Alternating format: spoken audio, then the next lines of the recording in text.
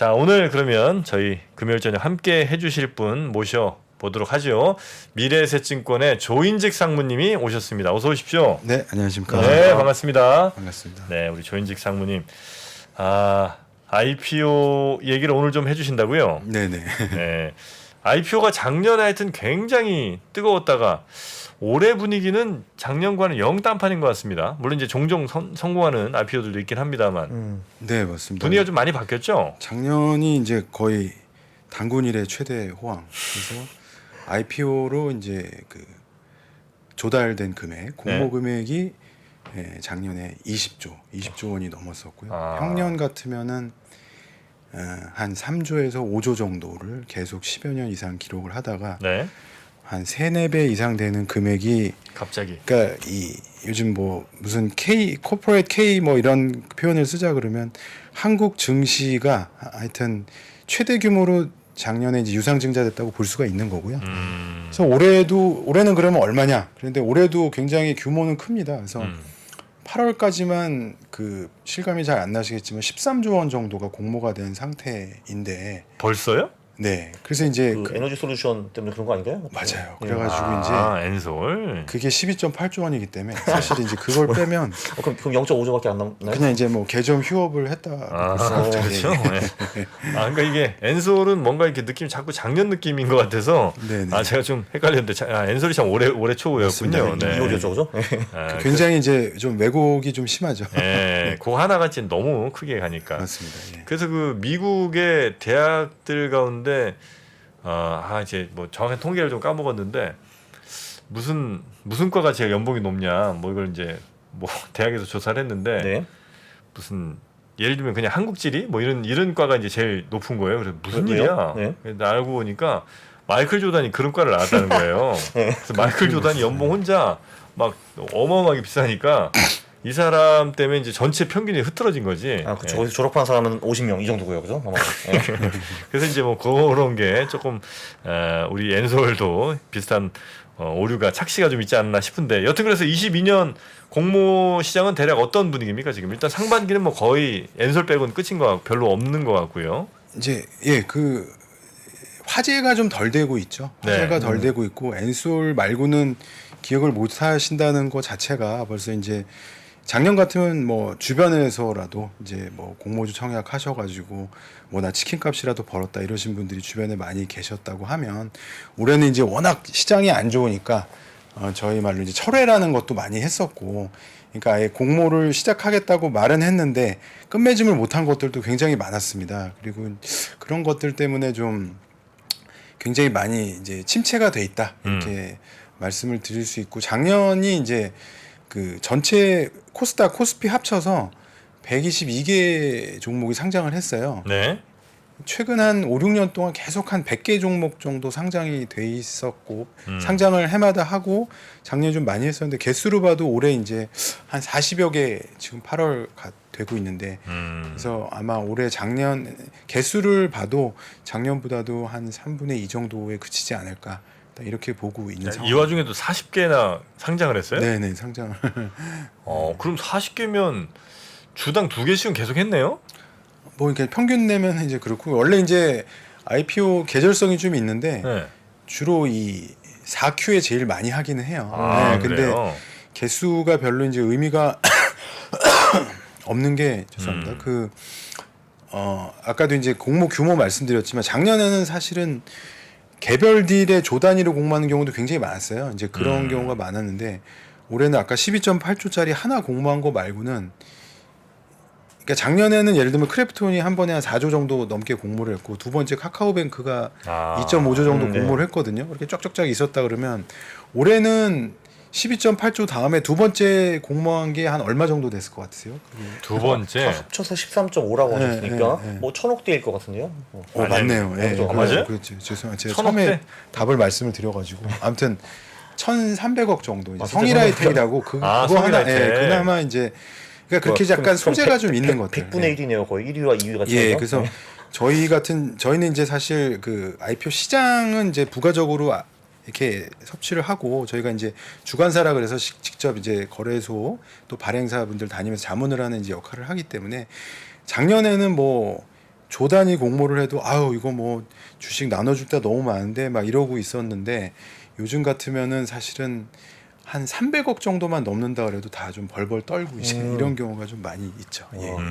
근데 이게 주식 투자자 입장에서는 보통 이 IPO가 엄청나게 많을 때가 이제 화랑장, 이제 조만간 그 불마켓이 끝날 때쯤이 이제 많잖아요. 그게 이제 2021년 특히 그랬고, 2022년 이렇게 IPO가 없다는 거는 이제 내년 아무래도 그럼 다시 주식시장이 좀 더 좋아질 가능성이 높다. 뭐 그런 상황관계가 좀 있지 않을까요? 어떻게 보시나요? 예, 저희도 이제 그렇게 많이 기대를 하고 있습니다. 저희가 뭐 정확하게 이걸 리서치 하시는 분들처럼 통계를 잡아서 말씀드릴 수는 없는데 어떤 시점을 무조건 잘라서 한 3개월을 연속으로 보면 3개월 연속적으로 계속 저희 공모 시장이 죽었던 적이 많지는 않거든요. 네. 올해는 좀 있었어요. 한 6개월까지도 그게 갔는데 그러니까 저희 공모 시장 특징이 그래도 대기 수요라는 것이 좀 계속 있고 공모주 참여자분들이 있기 때문에 이제 그게 수요가 두껍냐 얇냐 차이지 꾸준하게 저희는 있다고는 볼 수가 있습니다. 그리고 저희 이게 어떻게 보면은 아파트로 따지면 분양 아파트 같은 거잖아요. 가장 어떻게 보면 좀 시금석과 같은 시장입니다. 세컨더리 시장을 움직이는 프라이머리 마켓이기 때문에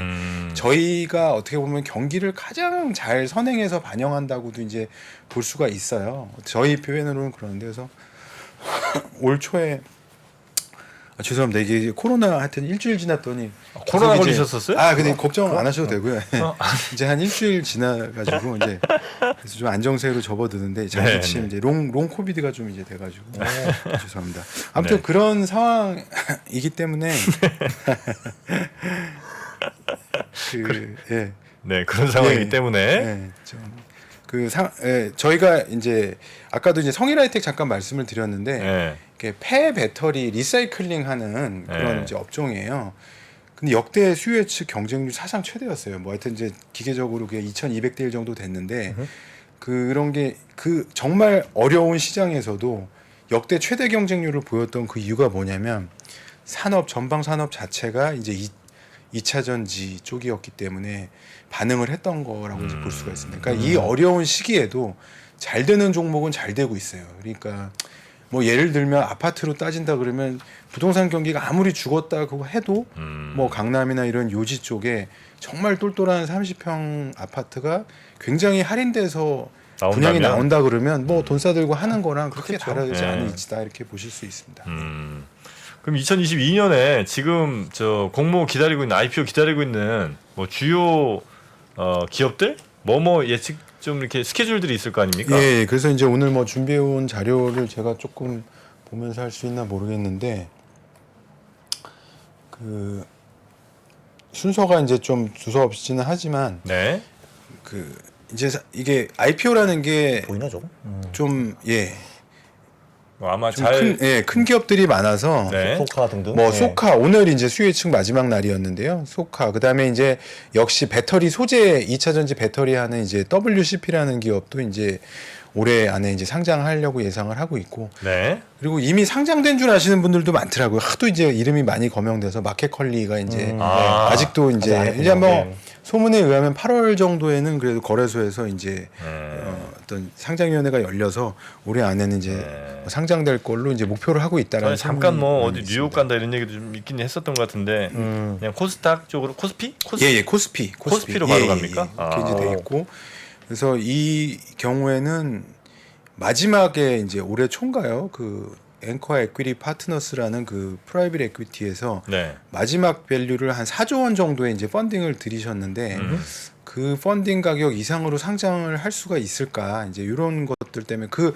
사이에 이제 금리가 갑자기 오르고 이제 네. 이런 것들이 그 성장주에 대한 관심이 좀 식으면서 이런 게 좀 챌린징 포인트로 꼽히는 것 같습니다. 일단 제일 관심 많이 몰리고 있는 게 컬리랑 소카 정도 아닙니까? 소카? 뭐 그렇게 이제 보실 수 있을 네. 것 같고요. 뒤로 가면서 네. 이제 제가 뭐 하고 있는 거기도 하지만 저희가 LG CNS라는 이제 LG 그 계열사 이제 IT 서비스 CNS. 쪽 하시는 계열사도 이제 상장을 앞두고 있고. CNS도 만약에 하면 되게 큰 예, 이것도 대형급이죠. 굉장히 예. 1에서 1.2조, 5조로 나오는. 뭐 요거는 네. 이제 사실은 그때 많이 다른 거라서 언론 네. 보도나 이런 걸 이제 참고를 했고요. 막상 요거는 이제 직접 증권 신고서가 나와 봐야 그때 네. 상황을 알 수 있을 것 같고요. 일단 컬리 지금 제일 아마 빠른 거 중에 제일 관심이 많고 큰 거 같은데 퀄리 얼마 지금 저 시총 예상 나오고 있습니까? 그래서 이제 여기서부터는 제가 이제 좀 민감할 수 있나요? 네, 맞아요. 제가 이제 발행 시장에 해당되는 거고 알겠습니다. 이게 저희가 직접 주관사가 아니기 때문에 근데 네. 이제 언론 보도 상으로 보면 어쨌거나 마지막 펀딩 가격이 4조이긴 했고 근데 이제 그 이거의 벤치마크라고 할 수 있는 쿠팡 같은 경우가 이제 나스닥에서 가격이 많이 빠졌기 때문에 그런 네. 영향을 좀 퀄리 쪽에서도 받을 수밖에 없지 않겠느냐 이런 이제 관측들이 좀 더 있는 것 같습니다. 예. 마지막 저 펀딩 받았을 때가 4조 가치로 받았어요. 네, 그렇게 이제 알려져 있습니다. 예. 통상적으로 보통 IPO 하면 그거보다 좀 더 높아지지 않아요? 그게 이제 좋은 말씀하셨고요. 그 네. 통상적이긴 한데 저희 이제 이런 경우도 있어요. 저희 뭐 이제 좀 규모가 작아서 잘 모르실 때 보로노이라고 이제 그 신약 쪽 하는 이제 바이오 업체인데 거기도 이제 저희랑 이제 한투증권에서 주관을 했었는데 예. 마지막 펀딩 밸류가 한 9천억 정도 됐었는데 저희가 IPO 올릴 때는 그때 한창 상반기에 좀 안 좋아서 5천억 정도에 올렸어요. 그러니까 오히려 밀릴 수도 있고요. 예, 그거는 뭐 네. 사실은 반드시 그래야 된다는 법칙이 있는 건 아니죠. 예. 네. CJ 올리브영도 원래는 IPO 하려다가 포기했군요. 예, 여기는 사실은 이제 그러니까 작년에 대기업들이 많이 이제 추진을 시장이 좋으니까 이제 하기 시작했었는데 워낙 여기는 제가 알기로 이익이 잘 나고 있습니다. 여기도 뭐 여의도에도 CJ 올리브영 많잖아요. 네. 가보면 뭐 정말 문전성시더라고요. 항상 사람들도 많으시고 그래서 근데 여기는 이제 그 실적 그러니까 이 IPO 밸류 뭐 모든 주식이 마찬가지지만 네. 본인의 실적이 있는 거고 넷 프로핏이라는 게 있는 거고 시장의 멀티플이라는 게 있습니다. 그래서 그 두 가지를 곱하는 게 시가총액이라고 보시면 쉽잖아요. 네. 그러니까 이제 두 개 다 플러스면은 제일 이제 좋을 텐데 기업 실적은 굉장히 좋은데 거기에 시장 멀티플은 굉장히 떨어져 있다고 판단을 한 거죠 회사에서는. 그래서 굳이 올해 우리는 하지는 않고 좀 시장 상황을 보겠다라고 이제 어제 그저께 이제 시장 네. 쪽에서 발표를 좀 했죠. 예.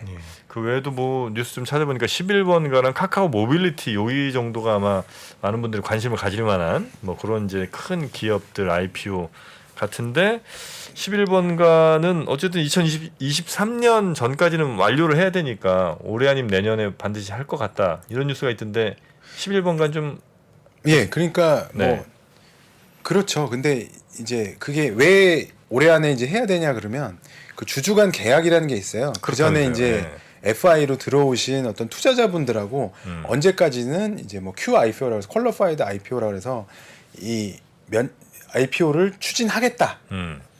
근데 이제 그게 강제 조약이 일 때도 있고 아닐 때도 있어요. 계약에 따라서 뭐 강력하게 추진한다고 할 수도 있고 뭐 이런 사정에 의해서 또 연기가 되면 그것까지는 또 봐줄 수도 있고 시장이 영 안 좋다 싶으면 예 그런 경우로 따지면 상당히 많은 기업들이 뭐 그런 계약에 걸려는 있지만 네. 이게 저희가 이제 그런 기업들이 스타트업들이 아니잖아요. 스타트업들은 사실은 해서 캐시 버닝이 되고 돈이 없으면 조달을 반드시 해야 되는 상황이니까 울며 겨자 먹기라도 할 수 있는데 대기업은 사실은 계속 오퍼레이팅 캐시플로우가 들어오는 상황이니까 네. 조달이라는 목적에서 보면은 1년에 그러니까 기업 법인 입장에서는 평생에 한 번밖에 없는 이벤트이기 때문에 굳이 밸류에이션 그 눈높이가 낮은 시점에 억지로 해야 될 필요는 없다. 그렇죠. 이렇게도 이제 볼 수 있겠습니다. 네, 네, 네. 사실 이제 그 투자 전략으로 넘어가면 저 같은 경우는 보통 이제 사람들이 물어보면은 이제 공모주 받아가지고 첫날에 이제 무조건 팔아라. 이제 보통 그 후에 많이 떨어진다라고 말을 하는데 뭐 그거에 대해서 어떻게 생각하시나요? 그게 이제 뭐 일부는 맞고 일부는 또 틀리기도 하는데 네. 그러니까 이게 또 저한테 인사 훈훈한 네. 그러니까 손익을 확정한다는 측면에서는 네. 그게 굉장히 맞는 말씀인데 저희 같은 이제 IPO를 뱅커 입장에서 보면 IPO 준비하는데 저희도 한 1년 반에서 2년 정도 걸리거든요. 네. 그러니까 IPO 하기 전까지는 저희가 그냥 일반 애널리스트보다 더 많이 할 수밖에 없죠. 네.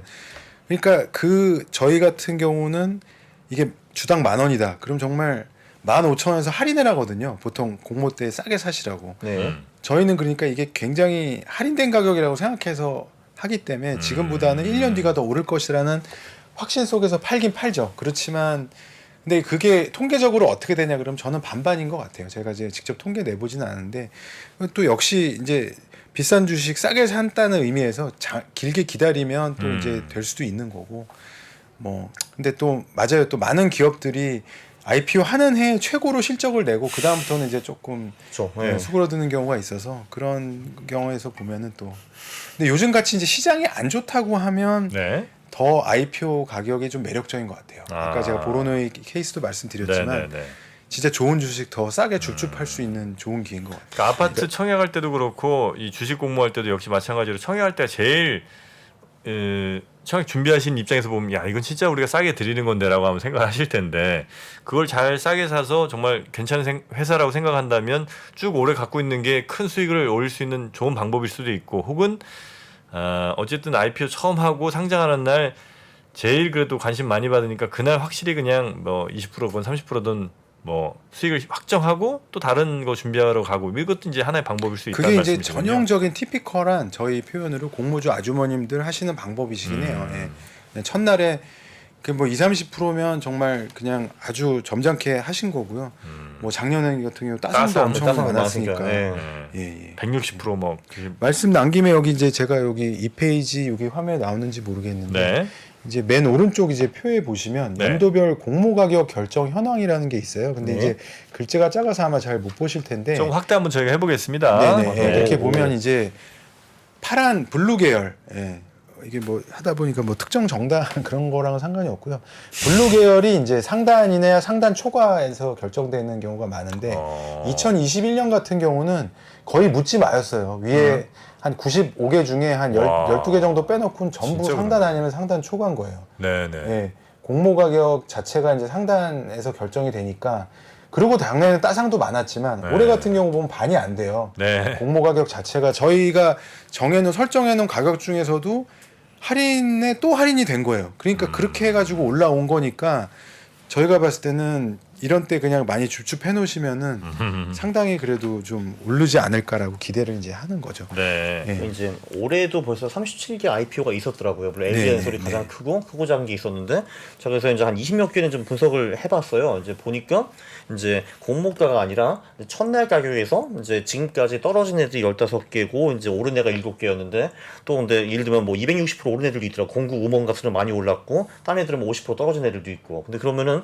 이제 IPO 후에 좀 이제 오를 애들 내릴 애들 그거 좀 그 구분하는 좀 노하우가 좀 있을까요? 어떤가요? 네. IPO 후에 오를 애들과 내릴 기업들을 어떻게 구분하느냐? 그러니까 왜냐면 저도 지금 여기 봤는데 와. 진짜 막 마이너스 70%부터 플러스 260까지 되게 천차만별이에요. 그 첫날 후 수익률이. 어렵긴 네. 어려운데 이건 네. 뭐 맞아요. 중요한 그 것 같긴 하네요. 정말 좋은 질문이신데 그 노하우를 알면은 저도 여기 안 있죠 사실은. 그뭐 네, 그 정말 어려운. 네. 그래서 우리 강 작가님이 그런 거 이렇게 데이터 리터러시를 잘 하시니까 뭐 좀 모델 개발해 주시면 저도 되게 유익할 것 같고요. 근데 네. 그럼에도 불구하고 아까 잠깐 뭐 청기누설 같이 하셨지만 공구먼이라는 것도 엄청 올랐는데 저희 미래에셋에서 또 이제 주관을 했었고 아오, 제가 뭐 네. 그리고 이제 올해 첫 번째 상장된 코스닥들이 오토엔이라는 또 회사가 있어요. 네, 걔도 네. 맞아요. 네. 걔도 많이 올랐어요. 네, 맞아요. 그것도 네. 이제 제가 직접 또 했었고 자기 그다음에 자랑 이제 그만하시고요. 예, 자랑해요. 그래서 4x4라는 것도 저희가 근데 이제 그게 뭐냐면 네. 그래서 일단은 그래도 저희 포함해서 그러니까 우리나라에 증권사가 한 6, 70개 있는데 메이저에서 IPO를 많이 주관하는 회사가 10개도 아니고 한 5손가락 정도 돼요. 그래서 그런 회사가 주관한 회사면 그냥 그래도 과외 선생님이 대학교로 따지면 강남대성이나 이런 뭐 알맹이나 이렇게 좀 좋은 학원 다녔다고 할 수가 있거든요. 그 기획사로 따지면 뭐 JYP나 하이브 이런 데라고 볼 수가 있기 때문에 뭐 주관사도 한번 참고해 보실만 하고요. 네, 물론 거기 나왔다고 무조건 다 잘 되는 건 그래, 그건 아니지만 아니죠. 그게 항상 낫 오레이즈, 낫 네서서릴리 약간 이런 네. 부분 부정 이런 게 있어서 제가 100%로 말씀을 못 드리는데 그런 것도 한번 보시고 그다음에 이제 신고서 같은 데 보면은 네. 그 증권 신고서 이게 참 하여튼 좀 어려워요. 근데 이제 첨부 파일 같은 데 보면은 상장 주선인의 의견이라고 이제 네. 첨부 파일로 하나 돼 있어요. 그게 그거 읽다 보면 한 10대 페이지면 쭉쭉쭉 읽혀요. 그 도표 빼고 슥슥슥 하면은 네. 그거를 이제 하여튼 클릭을 그래도 한 5번을 해야 그 파일이 열리기 때문에 거의 잘 안 보시는데 그걸 보면 그 많이 증권사 숨어있군요, 뱅커분들이 이게 정말 혼을 다해서 절실하게 썼는지 이게 네. 이를테면 약간 선생님 따지면 생활기록부 같은 거거든요. 아. 이게 저희도 애들 키우고 그러지만 선생님이 이렇게 대충 쓰는 게 뭔지 아닌지가 보이거든요. 근데 이제 그런 거 좀 보면은 정말 이거 읽으면서 야 이렇게 좋은 기업이 싸는 게 좀 있는 거죠. 그러니까 네네. 그런 식으로 바텀업으로 접근하시라는 말밖에 좀 드리기가 어렵다. 근데 상장 과정이라는 게 사실 결국 쉽진 않잖아요. 기업들이 뭐 맞아요. 어마어마하게 요구하는 것도 아마 많은 것 같고 또 그런 주관사 이른바 주관사라고 하는 곳에서 굉장히 꼼꼼하게 여러 가지 것들을 체크를 아마 하시는 것 같더라고요. 어쨌든 많은 사람들 특히 불특정 다수의 그 투자자들에게 공개를 하는 거니까 그래서 아마 얼마나 더 꼼꼼하게 잘 했느냐에 따라서 이건 정말 좀 더 괜찮은 회사인지 우리가 모든 그 회사의 모든 걸 다 알 수는 없으니까 그런 주관사나 이런 데서 좀 평가한 것들을 보고 판단할 수밖에 없을 텐데 그런데 공모주를 그럼 고를 때 제가 뭐 뒤에 얼마나 오르냐 마느냐까지는 뭐 차후의 문제라고 하더라도 예를 들어 경쟁률이 높다거나 혹은 뭐 처음에 수요 예측한 것보다 더 높게 뭐 가격 상단이 정해진다 이런 등등 여러 가지 시그널들은 좀 있을 거 아니에요. 맞아요. 예. 네, 어떤 것들 그래서 이거는 근데 너무 명약 관한 거긴 해서 네. 아까 보여드렸던 그 페이지의 가운데 표에 또 이렇게 좀 있거든요. 네. 예. 두 번째 표 조금만 확대해 주시면은 이게 이제 보시면은 연도별 수요 예측 및 청약 경쟁률 추이인데 이게 좀 용어가 일반인들 하시기 좀 어려운데 수요 예측이라는 거는 기관에만 해당되는 기관 투자자들 경쟁률이고 청약은 이제 일반인까지 다 엎었다고 보시면 되는데 2021년은 평균적으로 다 1000대 1이 넘죠. 청약이건 수요 예측이건. 근데 22년에 이제 상반기만 했는데 지금 실제로 이거보다 또 조금 더 낮아요. 네. 그리고 철회한 것도 많아서. 근데 그러니까 이 평균이 1000대 1이기 때문에 1000대 1이라는 게 큰 의미는 없지만 그러니까 여기서 그냥 제가 굉장히 룰 오브 썸으로 조금 편하게 말씀드리면 수예측 경쟁률이라는 게 기관 수예측 경쟁률이라는 게 한 1500대 1을 넘었다. 네. 그러면 거의 오른다고 그냥 심정적으로 생각하시면 될 것 같아요. 대략 한 1500대 1 정도면 그 옛날에는 1500대 1이면 정말 동네 구멍가게 기간까지 다는 거였거든요. 근데 이제 아까 말씀한 설경이나 혜택이 2200대 1로 정말 최고 경쟁률을 경신하긴 했지만 보통 1500대 1이면 정말 모든 기관에 관심을 받은 거라고 볼 수가 있어요. 그래서 그 정도 되면 조금 안심하실 수가 있는 거고. 근데 네. 이거 역시도 뭐 100%는 아니에요. 그렇지만 이제 그 수예측 경쟁률이 워낙 높이 나오는 경우가 이제 가장 좀 믿을만하다 이렇게 네. 좀 보시는 게. 그럼 이제 1500대 1이라는 건 이제 1조로 공모를 하는데 1500조의 자금이 몰렸다고 보면 되나요? 신청한 자금이? 맞아요. 근데 이제 네. 그 자금이 물론 그게 다 이렇게 들어오진 이제- 않기 다행이에요. 예. 맞아요. 그래서 저희는 사실은 이걸 다 아니까 예전에 LG 에너지 솔루션 할 때 뭐 1경원의 자금이 모였다라고 이제 하는데 모인 적이 없죠. 팩트는. 그러니까 종이로만 모인 거 종이로만. 그냥 종이로. 종이로 내가 사랑해. 뭐 예를 들면 이제 그런 언약식을 한 거예요. 서로 눈을 딱 노려보고. 나 1경원도 살 수 있어. 그거잖아요. 네, 그러니까 이제 그 정도를 한 거지. 그런 의지 표현을 세게 한 거지. 그 실제로 넣은 건 아니에요. 근데 네. 물론 그거 넣겠다고 약속하고 안 넣으면 이제 나중에 제재를 받는데 네. 그 늘 일이 없다라고 생각하고 넣은 거예요, 다. 그래서 제가 뭐 1경원을 써도 저한테 1경원이 배정될 가능성은 없잖아요. 네버죠. 네. 한 주나 연주 이렇게 이제 되니까. 그 또 예를 들면 기관들의 뭐 보호예수 기간이라든지 물량 이런 것도 내가 이 회사를 들어갈까 말까 고민하는데 뭐 좀 판단할 수 있는 근거가 되진 않습니까? 근데 제가 정말 이게 저 외람된 말씀인데 네. 저도 이게 3% 자주 보고 그러는데 네. 정말 그 정프로님께서 네. 진짜 외람된 이게 너무 디벨롭 하신 것 같아요. 그러니까 그런 키워드나 이런 게 옛날에는 조금 그냥 네. 이렇게 넓으신 것 줄 알았는데 요즘은 굉장히 고맙습니다. 아유, 저도 많이 배웁니다. 그래서 네네네. 항상 이렇게 이제 머리가 좋으시구나 제가 그 생각을 했었는데 네. 그 맞고요. 그래서 네. 그 제가 수혜측 경쟁률 다음에 딱 말씀드리려고 했던 게 네. 보유예수하고 이제 유통 비율입니다. 그냥 한마디로 얘기하면 유통 비율이 또 어떻게 보면 제일 중요해요. 그러니까 밸류에이션은 왜냐하면 비싼지 싼지 일반인들이 잘 몰라요. 네.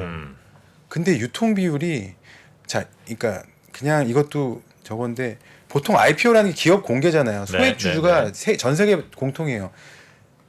주주가 100명이면 25명은 소액 한 명씩 분산되게 하는 거거든요. 네. 4분의 1은 완전히 남이 들어오라 이게 IPO 취지, 기업 공개 취지. 네.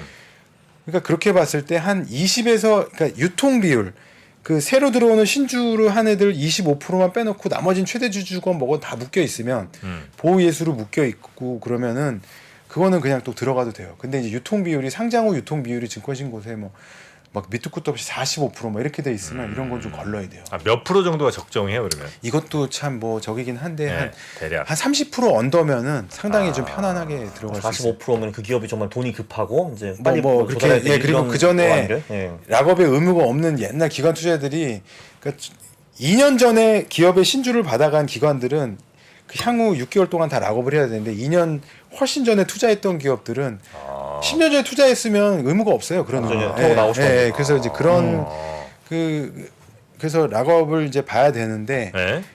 그래서 강제 의무는 없지만 주관사나 거래소에서 요청을 해가지고 자율적으로 락업을 했다고 표시한 데가 많아요. 그래서 우리는 유통 비율을 줄였다고. 그게 다 이제 증권 신고서 나오거든요. 신고서를 또 갈무리해 놓은 기사들이 많으니까 유통 비율을 이제 보시면은 그런 게 좀 많이 도움이 됩니다. 그러니까 네. 결국은 이제 수급이 많이 초기에 특히 상장 후에 첫 달 주가는 기본 인트린식 밸류보다는 그 수급에 의해서 결정이 많이 돼요. 네. 이렇게 보시면 됩니다. 그런 거는 이제 어디 뉴스 같은 데 보면 다 나온다 이거지. 예를 들면 총 발행 물량 뭐 1억 주 중에 30% 3천만 주는 유통이고 나머지는 뭐 대주주 지분이다. 이렇게 이제 하는 것들이 다 뉴스를 통해서 우리가 확인할 수 있다. 그렇죠. 뉴스에 보통 그런 거는 빠짐없이 등장을 하는데 네. 뭐 유통 물량은 한 35% 정도로 그 굉장히 수급이 타이트하다라고 한 거는 이제 굳이 진짜 타이트한 거면 타이트하다고 안 쓸 텐데 말로 거기서 꿈보다 해몽이라고 자기들이 막 써놓은 건 불안하니까 써놓은 거거든요. 이제 그런 건 걸르고 그냥 숫자만 이렇게 건조하게 나와 있는 데인데 네. 한 25% 언더다 그러면 이거 괜찮겠네 하고 이제 해보면 되죠. 네. 이게 작년까지만 해도 그 공모주 펀드 이런 게 굉장히 좀 인기였잖아요. 뭐 그 지금도 좀 메이크 센스하다고 보시나요? 그 수익률은 좀 점점 떨어진다고 들었는데. 공모주 펀드. 예, 네. 근데 이제 저도 좀 해보는데 공모주 펀드가 공모주만 담지는 않거든요. 거의 뭐 채권 채권 많이 예, 하죠. 네. 그렇게 하고, 그러니까 그 한번 보시면 그렇게 마이너스는, 그러니까 극적인 마이너스가 없어요. 공모주라는 게 워낙에 제가 아까도 말씀드렸지만 조금 원래 시장이 안 좋을 때 그냥 조금 먹거나 조금 까지거나 하거든요. 공모주 네. 저희가 봤을 때 네. 기본 본전이 상당히 있는 적이라고 보기 때문에 뭐 저희 모르겠어요. 저야 이제 에쿼티가이라서 그런지 모르겠지만 채권 요즘에 투자도 많이 하시는데 이게 뭐 금리 방향 맞추고 이러기 너무 어렵잖아요. 근데 네. 뭐 공모주 펀드 같은 거는 잃어도 손실 이게 굉장히 하방이 좀 막혀 있는 것 같고 운 좋게 또 아까 공구먼 같이 막 이렇게 막 뭐 이 아사리 판에서도 막 7배, 8배 막 오른다고 그런 거 이제 들어가 있으면 그 미분의 기울기가 굉장히 스티프해지겠죠. 이제 그런 거는 저는 공모주 펀드 자체는 그냥 작게 먹고 작게 뭐 하자 이런 분들한테 나쁘지 않은 선택이다. 저는 이렇게 보고 있습니다. 예. 네. 그리고 그 재작년 말에도 한번 3% 나오셨었는데, 그러니까 그 작년에 이제 이 공모주 제도가 좀 많이 변했다라고 그때 말씀하셨는데 혹시 다시 한번 좀 말씀해 주실 수 있나요? 어떻게 변했나요? 예, 맞아요. 네. 그러니까 크게 말씀드리면 근데 이거 참 어떻게 보면 부질없죠. 그때 이제 그 공모주 시장이 워낙 화랑이었으니까 네. 이게 기본적으로 그냥 우리 사주라는 게 있지만 제가 편하게 말씀드리면 기관한테 80%까지 줄 수가 있어요. 물량을. 네. 왜냐고요? 기관이 돈이 많으니까. 네. 그럼 그 사람들은 손실이 나도 감내를 할 수 있으니까. 아, 전체 주식이 80%를 줄 수 있다고요? 공모하는 주식에. 공모주에. 공모를 예를 들면 내 전체 발행 주식이 1000주면 네. 제가 아까 말씀드렸지 한 20%만 신주로 공모를 한다 그러면 네, 네, 네. 200주가 공모가 되는데 그 200주 중에 음. 80%를 기관한테 배정하는 거고 200주 중에. 그리고 20%를 개인한테 배정을 하는데 네. 그게 최대 25에서 30%까지 개인한테 주라고 작년에 금융위에서 지령이 나왔어요. 30%까지. 조금 더 개인한테 줘라. 음. 우리 사주 물량도 남으면 개인한테 또 줘라. 이제 그렇게 돼서 이제 개인이 받아갈 수 있는 물량이 5에서 10%, 근데 주로 이제 5% 정도 늘었어요. 20에서 25% 늘었다고 생각하면 되는데 그 5%도 원래 개인이 옛날 같이 여기 자주 나오시는 뭐 그런 슈퍼겜이나 이런 돈 많은 분들이 이 바닥은 원래 돈을 보여줘야 돼요. 네. 그래야 야 너 손실 위험에도 감내하겠네 그렇게 해야 되는데 그냥 아무것도 없이 뭐 두 쪽만 있으면 이제는 절반은 이제 그냥 랜덤하게 로또처럼 줄 수가 있다라고 이제 한 거죠. 마늘도 좀 얘기하신 거죠. 예. 네. 그래서 이제 근데 이제 그거조차가 요즘에 실권이 많이 나요. 그러니까 그 장 좋을 때 얘기지 사실은. 예. 요즘에는 개인들이 안 들어오세요. 잘. 예. 그러니까 LG 엔솔 때가 마지막이었죠. 거의. 아, 예. 그렇죠. 국민주 비슷하게 들어온 예. 거죠. 그러니까 네. 이제 좀 그런 상황이라고 볼 수가 있겠습니다. 그 공모 시장에서 이제 이렇게 지금 우리가 쭉 예를 들었던 그런 회사들처럼 공모하는 경우 말고 조금 더 편하게 공모하는 방법이 또 스펙을 통한 공모가 있잖아요. 네네네. 네, 그래서 그거도 과거에 보면 막 갑자기 무슨 회사도 안 정해진 것 같은데 무슨 스펙주가 막 2배, 3배씩 이렇게 가고 이런 경우들이 좀 있더라고요. 맞아요. 그래서 이거는 뭐 정보가 센 겁니까? 아니면 뭐 그럴 만한 충분한 뭐 개연성이 좀 있어서 그렇게 좀 달린 거라고. 후자라고 봐야겠죠. 그 정보가 그래요? 세면은 네. 금융감독원에서 다 제재를 받게 돼 아, 있습니다. 그렇습니까? 그래서 저 굉장히 조심들을 하고 있고요. 저기 5페이지에 여기 자료 준비된 거 간단히 뭐 한번 말씀을 드려볼 수 있을 것 같은데 스펙이라는 게 Special Purpose Acquisition Company라 그래서 그 특수 목적을 갖고 인수를 할 수 있는 회사인데 결국은 뭐냐면 그냥 한마디로 말하면 돈통이에요, 돈통. 돈만 넣어놓은 그냥 회사예요. 돈 껍데기는 없고 돈을 들고 계속 보여주는 거예요. 좋은 기업이랑 그냥 합병을 시키는 이제 그런 회사인데 제가 아까 말씀드렸지만 한 100개에서 120개 정도가 상장이 됐었는데 그 중에 한 25% 이상이 전부 스펙이었어요, 작년. 네. 이제 올해는 어떻게 보면 8월까지 20개니까 더 많아요. 이 얘기가 뭐냐면 시장이 너무 혼란스러우니까 돈을 어디다 파킹을 해야 될지 모르는 거야. 그러니까 일반인들이. 그래서 왜냐하면 스펙에다 넣어놓으면 이게 별도 에스크라 계좌 같은 데다가 돈을 넣어놓기 때문에 네. 스펙이 합병이 안 되면 3년 안에 합병 안 하고 청산을 하면 그동안에 이제 넣어놓은 돈은 그냥 CMA 이자 정도 받고 그냥 끝나는 거예요. 네. 청산. 그러니까 하방이 거의 막혀 있고 잘 되면 이제 2배, 3배, 4배, 뭐 5배 막 뛰는 건데 아까 말씀하신 그런 거는 일종의 약간 소문이 좀 그렇게 나거나 뭐 이런 경우가 있다고 봐야 될 것 같아요. 그냥 막 이상하게 이제 오르는 경우가 있는데 그러면은 예를 들면 뭐 삼성 스펙 5호라는 게 있으면은 거기에 뭐 1,000억이 들어갔다 하면은 그럼 얘는 그러면은 M&A를 할 기업을 찾는 건가요? 그럼 찾았다 맞아요. 하면은 이 스펙이 그 기업을 사는 건가요? 어떻게? 그래서 네. 그 방법이 이제 두 가지가 있는데 스펙이 소멸되는 방식이 있고 피합병 법인이 우리 회사가 그냥 소멸되는 방식이 원래 2개가 있었는데 네. 이제는 다 허용되게 됐어요. 그래서 뭐 어떤 그 이제 그 돈을 가지고 그냥 합병을 한다 이렇게 그냥 생각을 하면 되고요. 여기 삼성, NH 증권사 이렇게 돼 있듯이 이 회사들이 저희 같은 이제 일을 하는 사람들이 스펙을 하나 만들어 놓고 네. 그 스펙과 맞는 이제 회사들을 찾아서 물색을 붙이는 거죠. 그러니까 그러면은 그 스펙이 그 기업을 사면 걔는 자동으로 상장이 되는 건가요? 네, 맞아요. 기업? 우회 상장이 되는 거예요. 아, 예. 네. 법적인 이제 우회 상장이 되는 거고 그래서 근데 이제 스펙에도 일종의 정관 같은 게 있어요. 뭐 우리는 뭐 4차 산업만 뭐 투자를 하겠다라든지 그러니까 네. 거기도 그냥 묻지마로 안 하고 이것도 읽어보면 대충 방향이 좀 보이는 스펙들이 많이 있거든요. 그리고 네. 스펙에도 역시 그 발기인을 보는 거예요.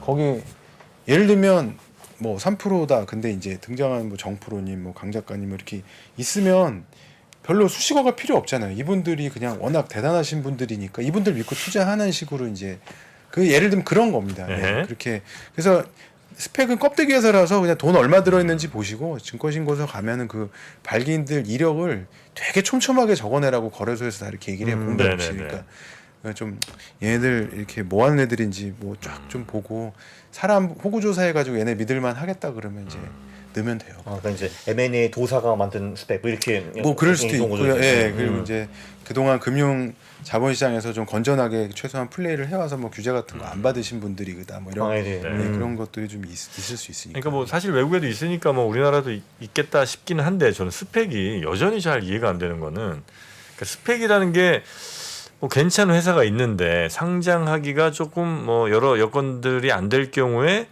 그 괜찮은 가치를 이미 상장시켜 놓은 스펙이랑 합쳐갖고 상장을 한다는 거잖아요. 맞아요. 예, 예. 근데 저는 여전히 이해가 잘 안 되는 게 정말로 만약에 괜찮은 회사고 상장해도 괜찮을 만한 이런 회사라면 우리나라도 뭐 상장에 뭐 무슨 기술 특례 상장인 뭐 이런 여러 가지 또 예외 조항들도 근데 있고 진짜 이거는 이게 깊이 있는 컨텍스트가 없이는 참 질문하시기 어려운 건데 그렇습니까? 굉장히 놀랍네요. 근데 맞아요. 이게 제가 다 옳은 말씀이시고요. 네. 근데 이건 있어요. 공모라는 거는 논두렁 전기라도 하나 맞아야 돼요. 왜냐하면 그 시점에서 네. 하이프라는 게 좀 생겨야 돼요. 그러니까 네. 당장 다음 분기에 음. 요번 분기에는 20억 벌었지만 다음 분기에 우리 40억 번다. 이런 게 약간 컨센서스가 있어야 돼요. 그러니까 네. 기업이 이렇게 수직으로 뭔가 이렇게 쫙 스티프하게 상장할 거라는 게 서로 좀 알려져 있어야 되는데 근데 기업이 어디 그렇지만 않잖아요. 그렇겠죠. 아무리 좋은 회사라도 당장 다음 분기에는 잠깐 이렇게 식었다가 가는 회사도 있을 수 있고 그러니까 중단 없이 우상향만한 회사가 있지는 않거든요. 네. 근데 일반적인 이런 공모 시장의 직상장의 관성은 당장 1, 2년 동안은 중단 없이 상장할 것 같은 저스티피케이션이 가능한 회사들만 사람들이 돈을 태워요. 그게 아니면 저기 당장 우리 이번 분기 다음 분기 좀 실적이 좀 꼬꾸라졌다가 4분기부터 조금 올라갈 것 같아요. 이래 버리면 그럼 그때 나오시지 왜 지금 상장을 하려고 그래요? 이렇게 되는 거예요. 그러니까 그런 거는 공모 자체가 리스크가 좀 있어요. 그러니까 그런 거를 대비해서 미래 실적도 좀 땡겨오고 합병이기 네. 때문에 조금 밸류에이션하는 방법도 좀 다르거든요. 그래서 그런 차원에서 네. 공모 시장 공모에 직상장 직공모하는 리스크가 좀 있는 회사 실적이 좀 플럭추에이션이 있다거나 네. 지금보다는 미래가 훨씬 더 높은 평가를 받을 게 있다라고 하면 이제 그런 회사가 될 거 스펙 상장을 할 수 있을 거고요. 네. 비근한 예로 우리나라 지금 유니콘 후보는 많은데 실제 솔직히 유니콘은 없잖아요. 그건 아시죠? 근데 그 유니콘 회사들도 왜 펀딩 가격은 이미 1조가 넘어. 근데 지금은 PER을 쓰려는데 쓸 수가 없어. 왜냐 다 적자니까. 네. 네. 이제 그런 회사들이 스펙 상장이 거의 유일한 대안일 수도 있어요. 왜냐하면 스펙 상장을 한다 그러면 3년, 5년 뭐 이게 좀 밸류에이션을 한다 그러면 DCF라 그래서 미래 가치, 미래 예상 현금 흐름 땡겨갖고 밸류에이션 하는 걸 합병이기 때문에 이건 금당에서 허락을 해주거든요. 네. 그래서 그런 거에서 이제 할 수가 있고 그래서 저희 미래세 같은 경우도 이제 아마 가을 정도에 메가 스펙이라 그래서 보통은 이제 한 100억짜리, 50억짜리, 70억짜리 좀 작은 돈통을 많이 만들어요. 네. 100억짜리를 만들면 붙이는 시가총액이 한 1000억 정도 되는 경우가 많은데 네. 저희는 이제 1000억짜리를 만들면 1조 정도 되는 걸 붙이려고 이제 메가스펙. 하는 거죠. 예, 근데 그게 이미 작년에 NH에서 1000억짜리를 또 만든 적이 있고요. 하나금투에서도 500억짜리를 만든 적이 있고 그렇게 뭐 이제 하나- 점점 커지고 있습니다. 뭐 하나 이렇게 좀 염두에 두신 회사가 있습니까? 아니면 그건 아니고 그냥 일단은 큰 거 하나 좀 하겠다는. 그러니까 혼자만의 대화 속에 혼자만의 염두는 항상 더 보죠. 근데 이제 이거를 잘못 얘기하는 순간 감독원 철컹철컹이기 때문에 그래요? 네, 그러니까 여기서 제가 여기서 잘못 넘어갔으면 저도 이제 아. 방송 끝나고 그렇습니까? 네, 바로 그렇게 갈 또 수 있는 건데. 가시는구나. 네. 그리고 조금 전에 정포님이 언급하셨는데 왜 그 특례 상장 뭐 그런 거 있잖아요. 네네. 제약바이오. 네네네. 그게 뭐 제가 알기로는 뭐 사실 뭐 재무제표는 좀 부실하지만 뭐 기술이 엄청 뛰어나면은 코스닥 상장할 수 있다. 근데 그게 뭐 좀 감소하고 있나요? 어떤가요? 맞아요. 지금 제일 큰 트렌드라고 하면은 그러니까 이렇게 보시면 돼요. 금융이나 거래소에서 메시지가 자꾸 시장 활성화를 하겠다 그러면 감각적으로 저희는 결과적으로 엔드 업 투비, 턴아웃 투비, 이벤추얼리 야 이거 심사가 조금 쉬워지겠다. 저희는 그렇게 생각하는 거예요. 네. 근데 투자자 보호에 방점을 두겠다. 그 얘기는 결국에 이제 심사가 좀 더 어려워지겠다 이렇게 생각하는데 이 제약 바이오 아까 말씀하신 기술 특례 상장이라는 게 2005년도부터 본격적으로 시작이 됐는데 그때는 네. 한 해에 2개, 3개 상장을 했어요. 네. 근데 이제 작년, 재작년에는 20개, 30개 상장을 하는데 오. 네. 그래서 이제 150개 정도가 상장을 했고 그 중에 한 100개 넘게가 바이오 신약 이런 거였어요. 네. 근데 금감원에서 전수조사를 해보니까 증권신고소에 이제 미래 예상 수익 같은 거 다 적어내잖아요. 네. 150개 중에 단 한 개도 지킨 데가 없더라. 이제 이렇게 된 거예요. 이제 보통 미국 같은 데도 바이오 업계는 야 100개 중에 하나는 성공하잖아요. 근데 네. 그러다 한 개 보니까 없어요. 예, 네. 거기서부터 근데 또 뭐 시블라젠, 코오롱, 티슈젠 뭐 이런 좀 안 좋은 일들이 네. 퍼지면서 옛날에는 정말 포텐셜만 보고 기술만 보고 상장을 해줬다고 하면은 심사를 내줬다면 거래소에서 네. 올해부터 굉장히 좀 스탠스를 많이 바꿨어요. 저희가 느끼기엔. 그래서 바이오 신약 같은 경우는 특히나 뭐 예를 들면 라이센스 아웃을 해서 현찰을 수취하는 마일스톤 같은 게 분명하게 있거나 이상에서의 약효의 유효성 같은 게 엄청나게 검증이 안 됐다고 하면은 네. 심사를 거의 안 내주는 경향이 많은 것 같아요. 그래서 그래서 요즘은 꿈만으로는 안 된다 이런 거네요. 예, 그래서 이제 뭐 저희 이제 보면은 한 3분의 1 정도도 상장 심사를 통과를 못하는 것 같은 게 저희 이제 경험칙 같은 느낌이에요. 그래서 네. 굉장히 그 기술 특례 상장이 어렵다. 예전에 비해서 어려워졌다 이렇게 말씀드릴 수 네. 있겠습니다. 예. 그 아까 이제 스펙 얘기해 주시면서 그 스펙은 저희가 다른 뭐 공모주들 같은 경우는 뭐 증권 신고서 같은 걸 통해서 우리가 이제 상세하게 그 기업에 대한 정보라든지 뭐 가격 혹은 뭐 주주 현황 이런 것들 이제 쭉 볼 수 있잖아요. 네네. 스펙도 역시 마찬가지로 그런 보고서가 다 친절하게 나옵니까? 아니죠. 그러니까 제가 말씀드렸듯이 네. 스펙은 합병할 대상 회사가 선정이 안 된 상태이기 때문에 네. 그냥 어떤 스폰서 일단 아까 사놓고. 발기인만 믿고 예. 네. 그래서 제가 말씀드렸듯이 스펙의 어떤 재반 비용 빼놓고는 예. 별도 에스크로 계좌에 그게 들어가기 때문에 예. 그 합병을 안 하고 3년 있다 청산이 되면 원금은 거의 보장을 해주는 거예요. 그게. 그럼 그냥 정말 찍기네요, 이건.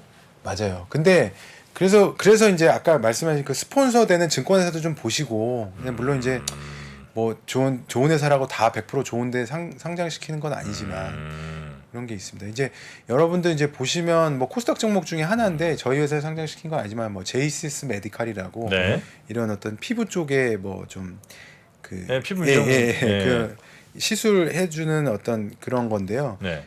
그거 뭐 2,000원짜리였는데 뭐 10,000원도 가고 그랬어요. 그거 오. 스펙 상장해서 네. 그만큼 이제 잘 고르면 5배, 6배도 벌 수 있는 그러니까 하방은 거의 막혀 있으면서 네. 원금 대비해서 훨씬 이제 이득을 많이 누릴 수 있기 때문에 금리 상승기에 뭔가 좀 공모주를 투자를 하고 싶은데 조금 애매하다 그러면 스펙 쪽에서 좀 안전 자산으로 이제 돈을 좀 파킹해 놓는 것도 전략 중에 하나가 아닐까. 네. 뭐 그렇게 생각합니다. 그다음에 아까 이제 강 작가님 말씀하신 뭐 공모주 펀드 같은 것도 좀 소소하게 해볼 수 있을 것 같고. 네, 네, 네. 그래서 저희가 이제 보면은 그 올해 하반기 정도부터는 오늘도 이제 뭐 거의 한 2,500 턱걸이 돼 있는 거죠. 그러니까 네. 이제 그래서 네.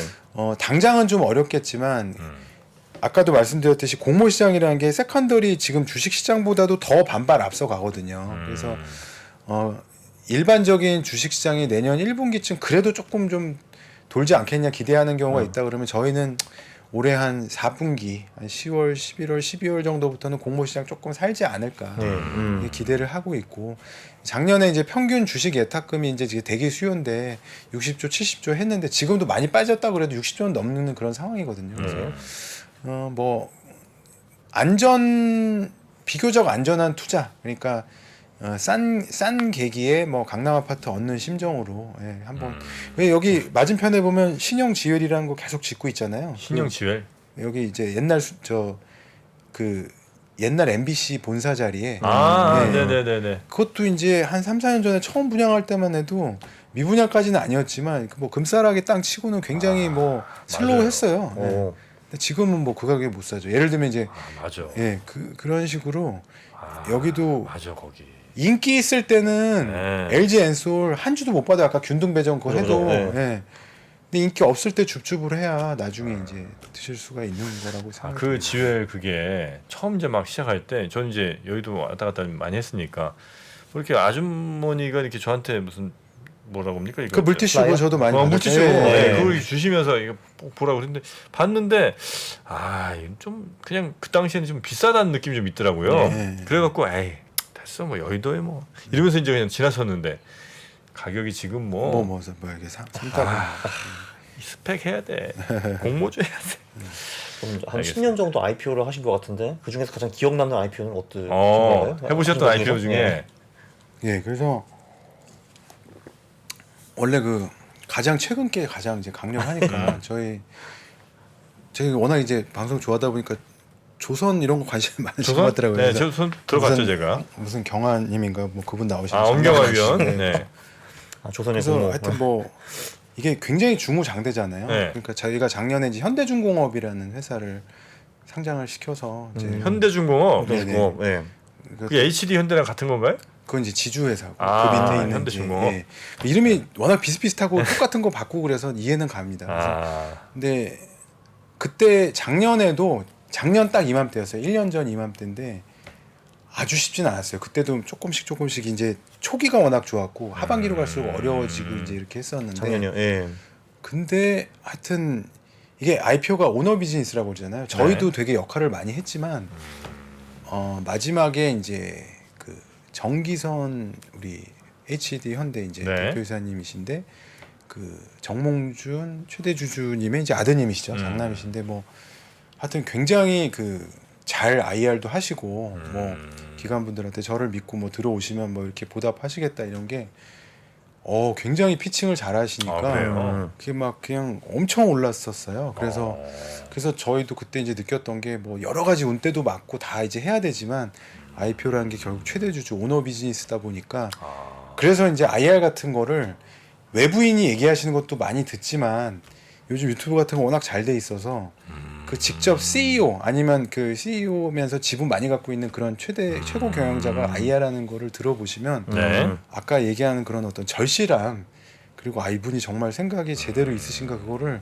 그냥 일반인들이 일반 상식으로 봐도 그 어조 텐션만 봐도 그 느낌이 오거든요. 아, 예. 네, 그런 게 이제 굉장히 좋다 이렇게 볼 수가 있겠습니다. 예. 알겠습니다. 그런 것까지 저희가 잘 참고해 보면서 예, 예. 공모주에 대해서 관심 좀 가져보도록 하겠습니다.